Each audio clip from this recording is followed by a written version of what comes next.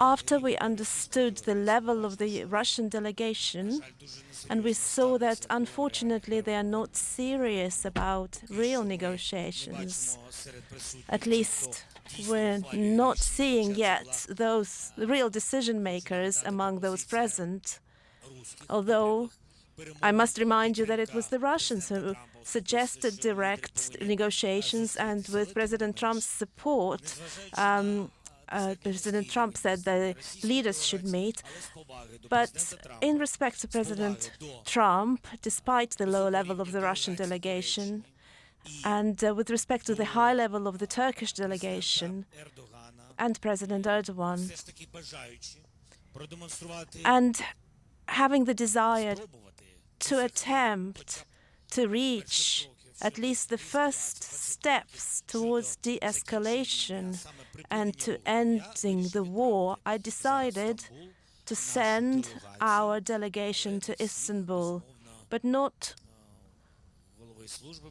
all the heads of the intelligence services and the chief of the general staff will not be there, but the Minister of Defense will head the delegation, and he will have professionals in their midst, including the military and intelligence professionals.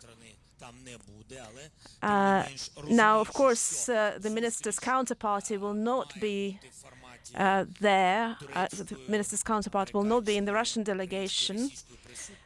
But given the Russian, Turkish, and Ukrainian presence, our defense minister is among the negotiators. And Rustem Umerov also speaks Turkish, English, Russian, and Ukrainian. So our team in Istanbul will be well represented. The number one point on the agenda is a ceasefire, and I still believe that Russia is still not being serious about these meetings. It does not want to end the war, but we hope that they will demonstrate something during the meeting. We spoke with the President of Turkey. Tomorrow morning, we will join a summit of the European political community in Tirana, Albania. This meeting was organized in advance and will have more than 40 leaders. These are our brief plans for the immediate future, and I am ready for your questions. I don't want to waste time now on discussing what is a just peace, because some will like and some will be irritated. Everybody understands that there needs to be a just peace and a secure Ukraine, and security in Ukraine needs to be consistent with the guarantees and of the UN Charter.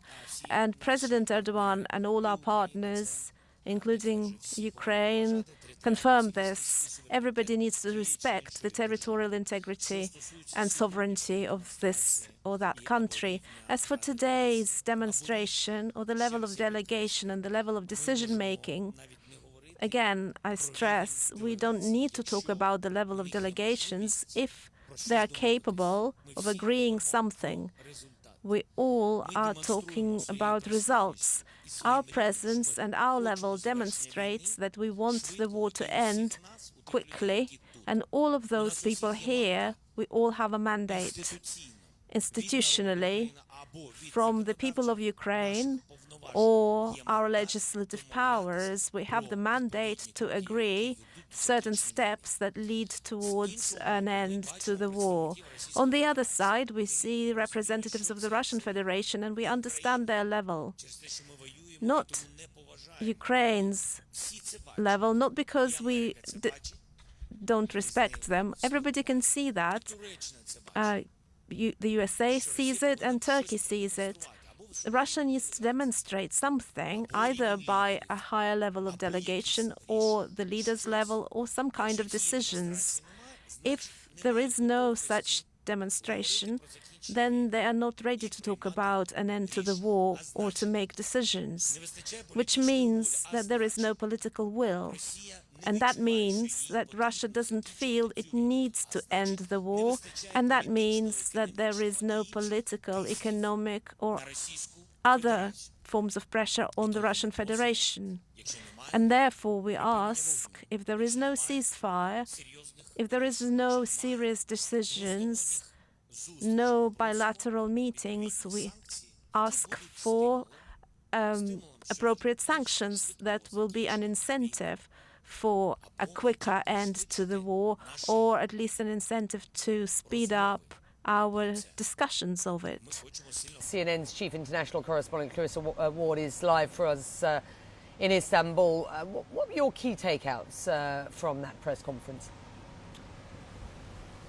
Well, I think first and foremost, the key takeout is that these talks will go ahead, that President Zelensky has sent a delegation. The delegation should be arriving in Istanbul, or should be in place, rather, by tomorrow morning.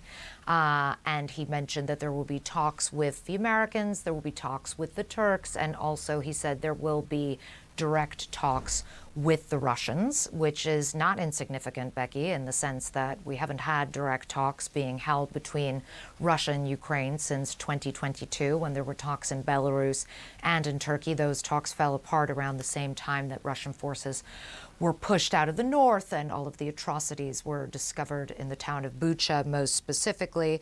He basically said that there's no indication that Putin wants peace.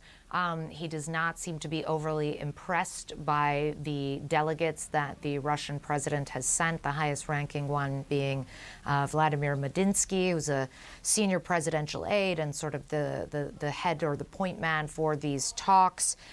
Ukraine is sending its defense minister and a variety of other military and civilian personnel. Ukraine's foreign minister already here as well.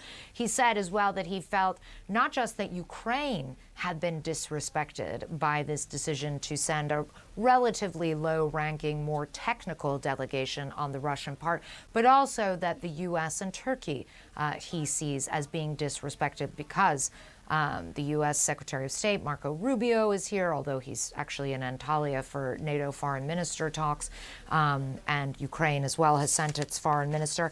But he did underscore, Becky, we will be present, we will be constructive, and we will try to seize what he called this fragile opportunity. He said Ukraine is ready for an unconditional ceasefire. At this stage, there is no real sense that these talks might lead to that. But at the very least, we do know now that these talks will go ahead. He also threw out kind of an interesting curveball, which was the potential prospect that President Putin could still change his mind and come tomorrow to participate. He also mentioned that President Trump potentially could come tomorrow. I will say, from what we've heard from Dmitry Peskov, who President Putin's spokesperson, President Putin is not planning to attend. Also, our Jeff Zeleny had reported that for now the plan is for President Trump not to attend either, but essentially leaving maybe just a tiny bit of wiggle room for these talks to take on a much more significant tenor by having more high level, or the highest level of representatives present, Becky. Yeah. Are you getting any perspective from the US side as to what their thinking is at this point? I mean, to be honest, there's been a lot of mixed messages. We've heard President Trump go back and forth on this, originally telling President Zelensky on Truth Social, have the meeting, then indicating that he might come to the meeting, then saying that he's not coming to the meeting, then saying that Putin would only come to the meeting if he came to the meeting, but that he wasn't disappointed that Putin isn't coming to the meeting, and really seeking to kind of shift the focus on this very lucrative visit to various Gulf states. So it's been difficult to kind of follow the through line there. We know, and we've heard from Secretary of State Marco Rubio, that the White House is very much fixated on this idea of trying to get the two sides at the highest levels at the table to make some kind of a deal. But they have also indicated repeatedly, Becky, that their patience is wearing thin. And if that prospect for a deal continues to dim, as it has been over the last couple of months, that they will move on, essentially. Good to have you there, Clarissa. Thank you. Clarissa Ward is in Istanbul in Turkey.